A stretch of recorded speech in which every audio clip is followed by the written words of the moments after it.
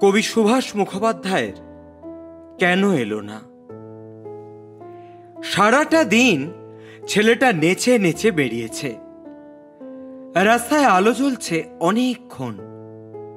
এখনো বাবা কেন এলো না মা?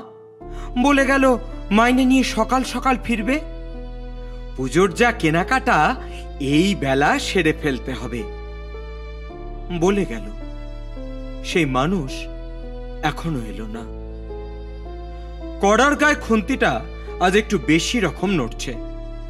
ফ্যান গালতে গিয়ে পাটা পুড়ে গেল। জানলার দিকে মুখ করে ছেলেটা বই নিয়ে বসলো মাদুরে। সামনে ইতিহাসের পাতা খোলা। ঘড়িতে টিক টিক শব্দ। কলে জল পড়ছে। ও বাড়ির পাঁচিলটা থেকে লাফিয়ে নামলো একটা গোঁফলা বেড়াল। বাপের আদরে মাথা খাওয়া ছেলের মতো হিজিবিজি অক্ষরগুলো একগুঁয়ে অবাধ্য। যতক্ষণ পুজোর জামা কেনা না হচ্ছে নড়বে না। এখনো বাবা কেন এলো না মা?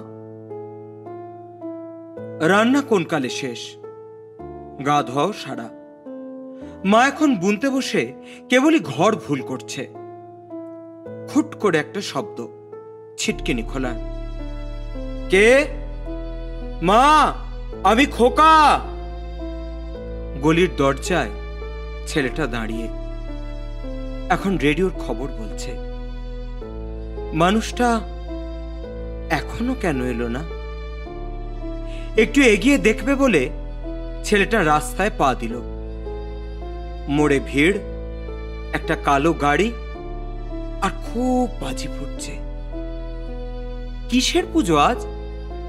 ছেলেটা দেখে আসতে গেল।